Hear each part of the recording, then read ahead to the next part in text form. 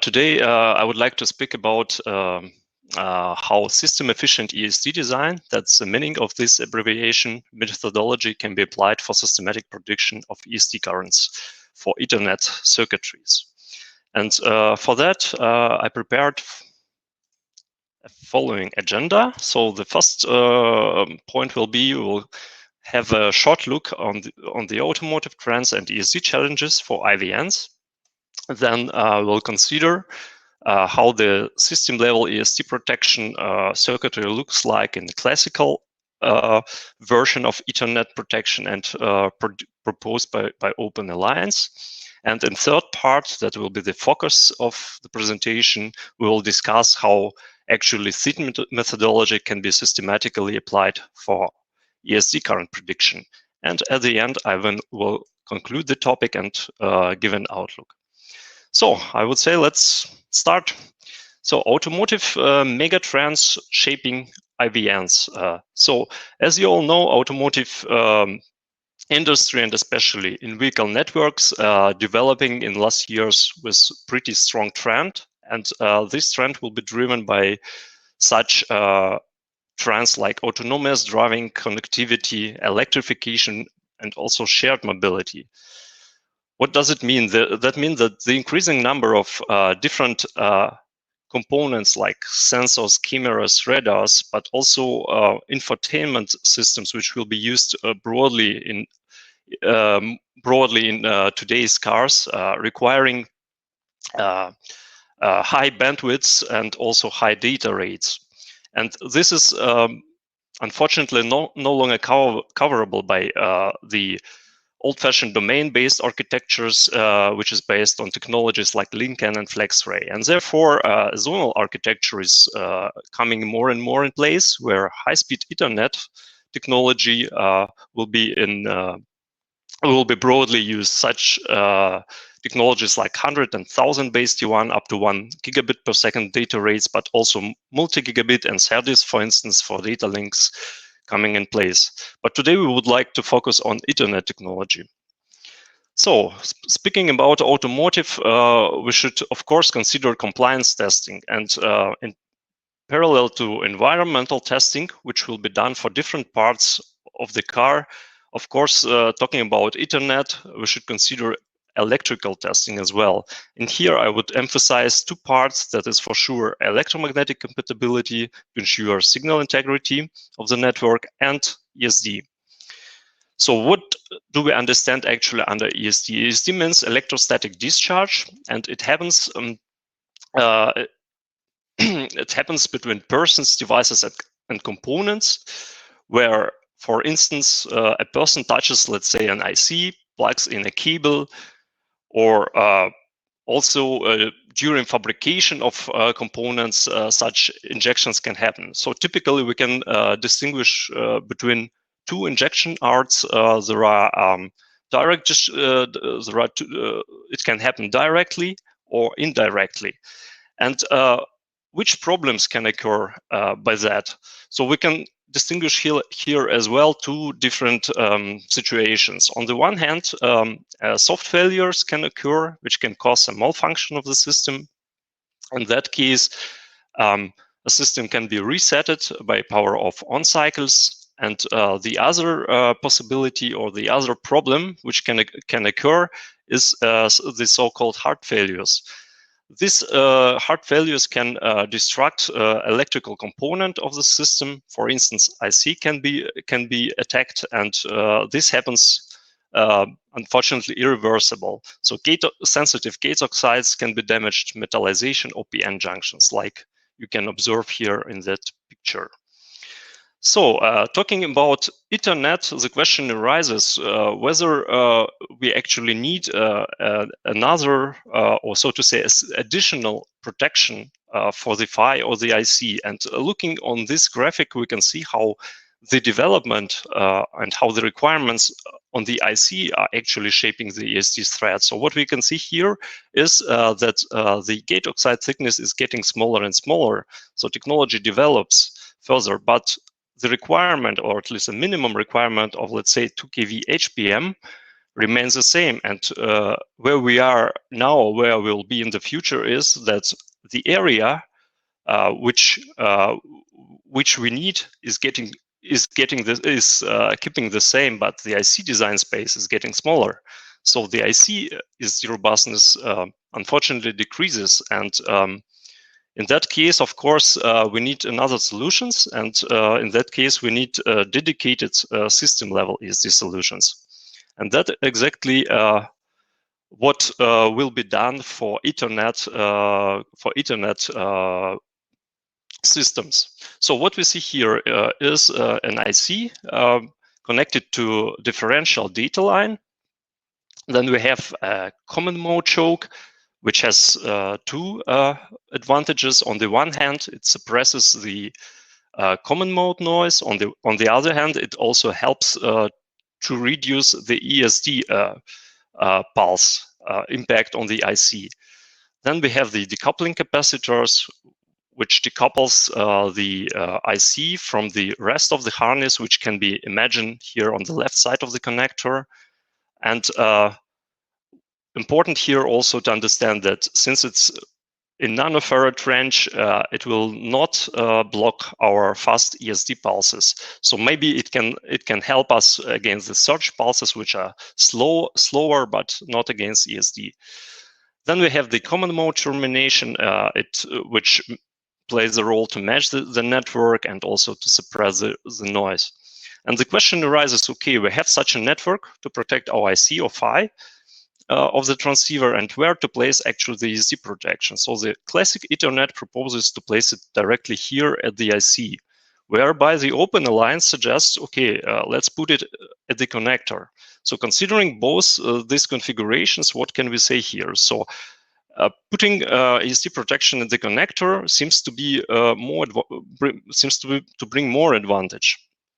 So on the one hand, putting it here, we decouple it from the IC internal ESD protection by capacitor and common mode choke. On the other hand, placing it here, we can on the one turn protect also all the passives in between, and at the end, having the external ESD protection at that place is important, since it can have a synergetic effect with a common mode choke and extend both regions of work, so to say. Then let's move on.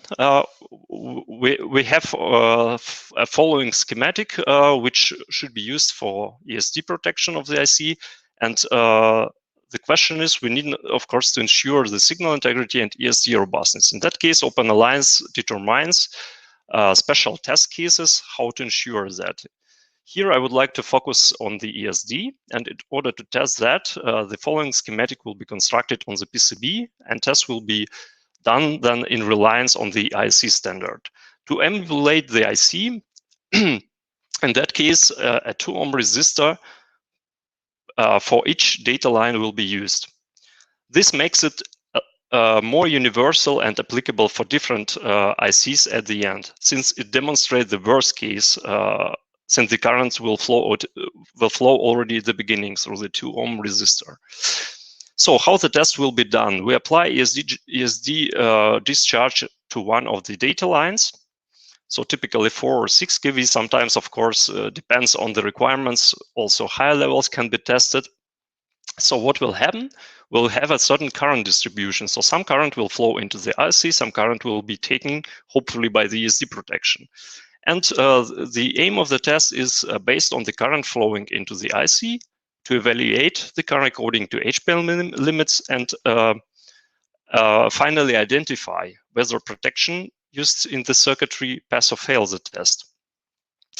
And what I like to talk about in the next slides is to show how this approach or this complex schematic, including the ESD generator, the protection, all the parts shown here, how that can be brought to the simulation level and modeled. And in that case, the system efficient ESD design, or SEED, can help us to do so. So the idea of SEED is to emulate to simulate all the parts or subsystems, so to say, step by step, and to put it together in one system, also including ESD generator. And what can be done then? Having such a model, it should be possible to evaluate the currents flowing in the system. Okay, here we are focusing on the currents flowing into the IC, but in general, the whole system can be evaluated by transient analysis. And based on that, the advantage is we can predict the system level ESD robustness already on simulation level. What can be done more? We can also use SEED for virtual prototyping, which means we can optimize parameters of different parts of the system, and by that also improve the overall system ESD robustness, and of course reduce time and cost, since we can pre-choose certain configurations and only after that test it. So let's move on and see what actually do we need, or which model types do we need in order to realize such a model. Of course, we need an ESD generator model to be able to compare at the end how the overall model works with the measurement. So here we can apply equivalent circuit-based model. Then for these parts, we can use a network of lumped elements. And now we are moving to our problematic parts, which are nonlinear, like ESD protection and common mode choke. So here the behavioral dynamic model can be applied. Well, then let's have a look on some results. So first of all, let's consider ESD generator model. So here, this graphic demonstrates the modeling result, where the model was optimized on the calibration curve, that's the black one, and the dashed one is the simulation, acquired according to ISC standard, where the 1 kV discharge was done into 2 ohm Pellegrini targets. So as you can see here, this model can replicate both the first peak and second peak with very good precision. The model itself is based on the work of S. Young and was extended in a way to capture first and second peak of the gun as good as possible. So now let's have a look on our problematic part, or better to say, a more complex part where we need to consider dynamic behavioral models. In that case, we are PSD2HH1GT, fully open lines compliant ESD protection was used. And here, talking about behavioral dynamic models, we need to consider 2 different regimes. This is the static, or sometimes also called quasi-static behavior, and dynamic behavior. To characterize that, transmission line pulse measurement method will be typically used. And let's have a look first on the static behavior. So here we see the typical VI curve. That is, as you can see, a device with a snapback, with a very deep snapback, which is at that point very good for overall protection. And as you can see, model can capture that with very, very well. Also, the turn-on region of the device is captured well. And now let's have a look on the dynamic behavior. Here, important thing is that we are talking about the peak voltages against the current. So mainly this curve describes for this special component the conductivity modulation process which happens during the turn-on of the device. And to better understand that, if we have a look on these time domain curves, that's only a part of the curves. Here we can see that in order to construct such a curve, a current and voltage will be evaluated in certain time domain window. The min values will be taken, then point by point we can reconstruct the VI curve, the steady state condition, and for the peak voltage curve, so to say, we need to focus on the peak voltage. That's important if we are talking about sensitive gate oxides of our ICs, since that peak is important to take into account. The model itself is based on the work presented by EOS ESD Symposium of Penghu and was extended with additional module of snapback delay in order to improve this behavior. So now the next important part is our common mode choke. In that case, a common mode choke with ferrite core is used, and because due to that fact, there are some interesting regions to capture. And here again, behavioral dynamic model can help. In that case, another approach was, a new approach was developed in order to characterize that. And what I want to show you first is some results for TLP compared with the measurements. So here we see a current time domain curves and voltage time domain curves. So all in all, we have a good match. Of course, some deviations at certain points are there, but for the modeling itself, it's already quite a good fit.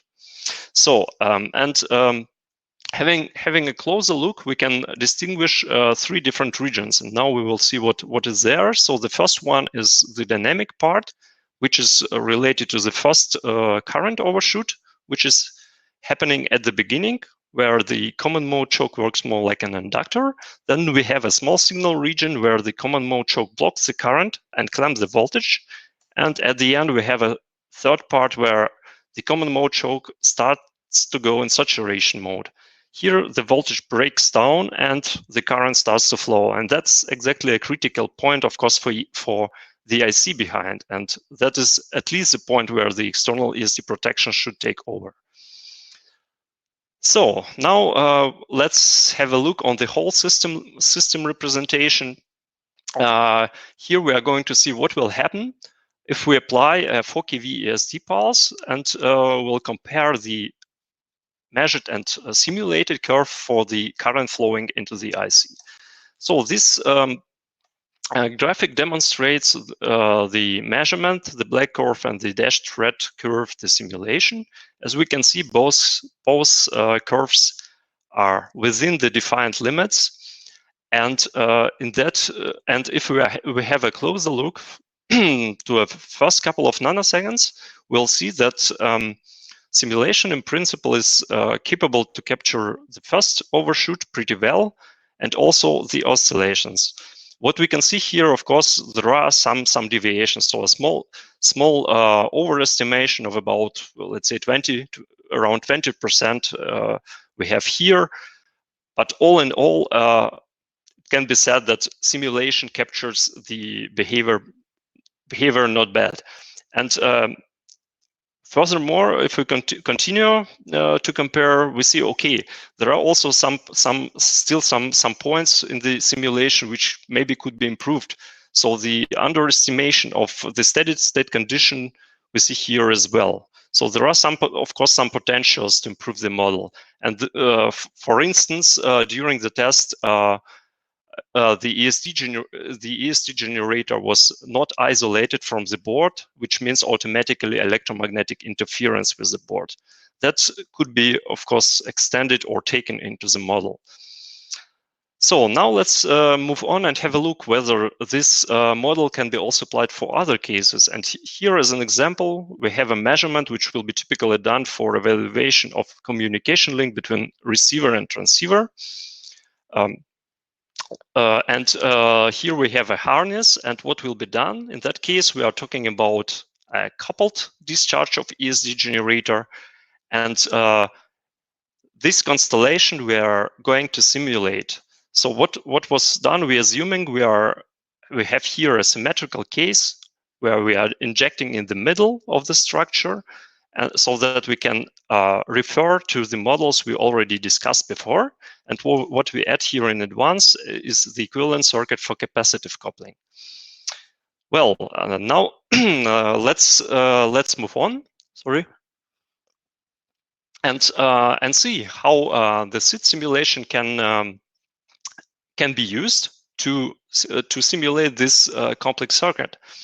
Here we are going to apply 3 kV ESD discharge, and the first graphic demonstrates us the voltage, which will be clamped by each of these 4 external ESD protections. So we see that at certain point the ESD protection turns on and clamp the voltage around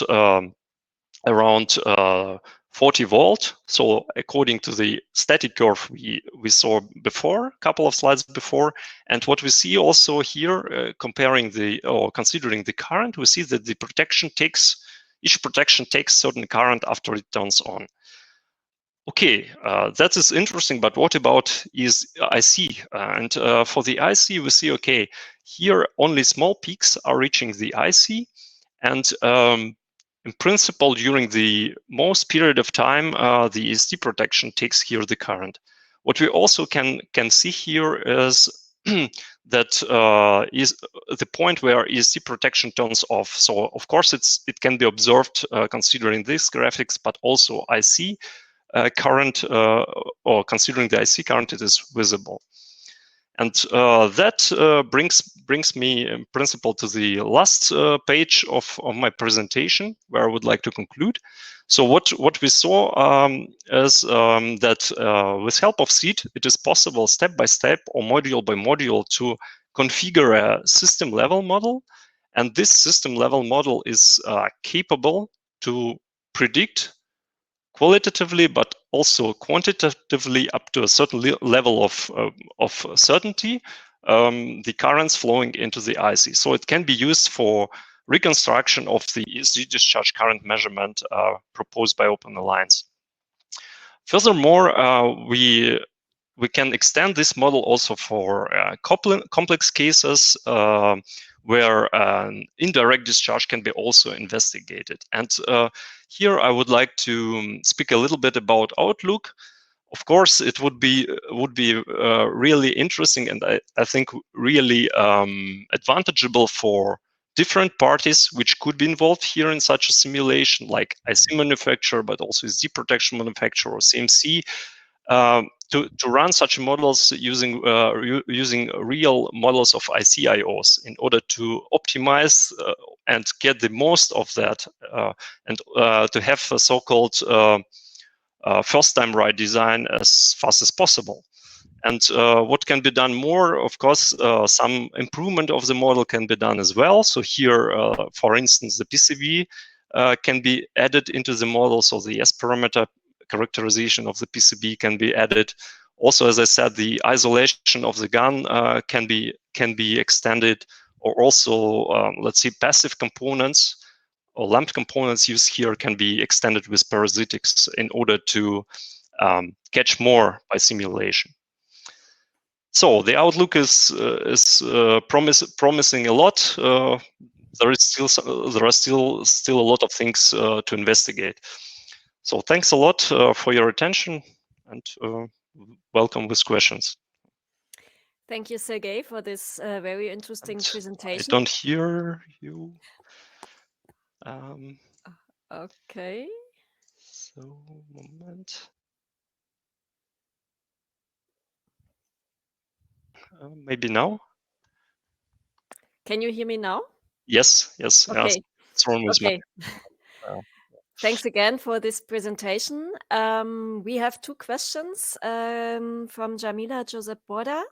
The first one is, do you use your own in-house specific simulation tool for the ESD system model analysis or an alternative?